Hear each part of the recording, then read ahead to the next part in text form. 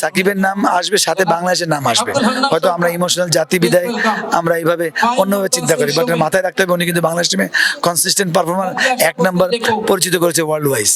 It's very difficult, আমার মনে হয় ওর আবার জাতীয় জার্সিতে পড়াটা ভেরি ডিফিকাল্ট। কেন উনি আগে, আমি চাই যে উনি এখানে এই অ্যাকশন থেকে উত্তরে আসুক, উনি ভেরি প্রফেশনাল প্লেয়ার, তার মাইন্ড সেট আপ ঠিকই থাকবে। এই অ্যাকশনটা ঠিক করলে অবশ্যই আসলে তো মোস্ট ওয়েলকাম। হয়তো অনেকে আমার সাথে একমত হবেন না, বাট উনি যেটা চ্যাম্পিয়ন প্লেয়ার, স্টিল যদি আরো সার্ভিস দিতে পারে বাংলাদেশ থেকে, ফলোড বাই তার পার্সোনাল। কারণ সাকিব যখন ফ্র্যাঞ্চাইজি খেলে, এটা কিন্তু আমি বরাবরই বলি, সাকিবের নাম আসবে, সাথে বাংলাদেশের নাম আসবে।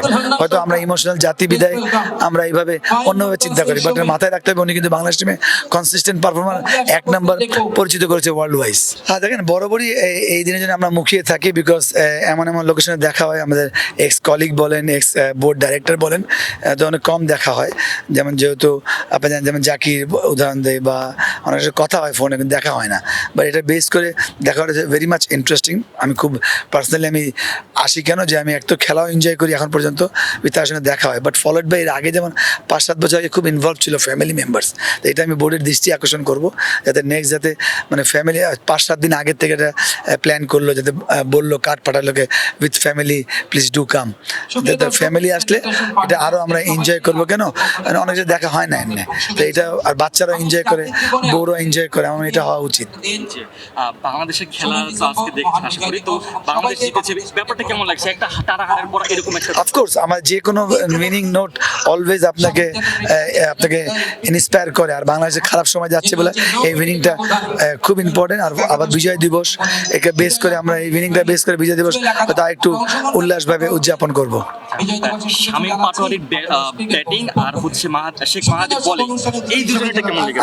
আমি আনফরচুনেটলি আমি ওনার ব্যাটিংটা দেখতে পাই না, শামীম পাটোয়ারি, বাট মাহাদি অবশ্যই আমি ওকে টার্নিং পয়েন্ট।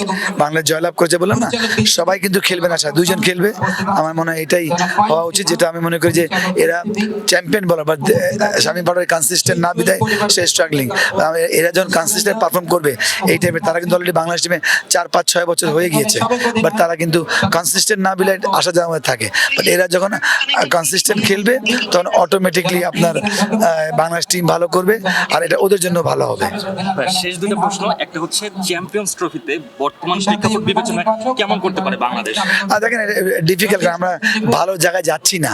যদি এই T20 বলেন, ভালো সামনে খেলা আছে, যদি ভালো করে বা এনসিএল প্রিপারেশন বা বিপিএল আছে, যদি আমরা ঢুকতে পারি ভালো খেলে, আমার মনে হয় এটা বলা ভেরি টাফ, বাট খুব চ্যালেঞ্জিং হবে। কারণ পাকিস্তান মার কাটটাট খেলা হবে, কারণ তক্তা উইকেট থাকে, তো ওই জায়গায় বড় চ্যালেঞ্জ হবে। বাট আমাদের যেহেতু আমি মনে করি যে আমরা চ্যাম্পিয়ন না হই, কিন্তু আমরা টপ ক্রিকেট খেলি এটাও না, আমাদের যে অপরচুনিটিগুলো আমাদের জিততে পারে, আর যদি ওই ফর্মেটে আমরা ভালোই খেলি, এটা আমার বিশ্বাস। তো এই জন্য আপনার স্বপ্ন দেখতেই হবে, যদি এটা বড় একটা ইভেন্ট, এখানে আপনি ভালো খেলেন, অন্যগুলো মুছে যাবে, ইন ফিউচার আপনি ভালো ক্রিকেট খেলতে পারবেন, যদি এটা সবাই ফলো করে। আফটার ওয়ার্ল্ড কাপ এটা বড় একটা ট্রফি।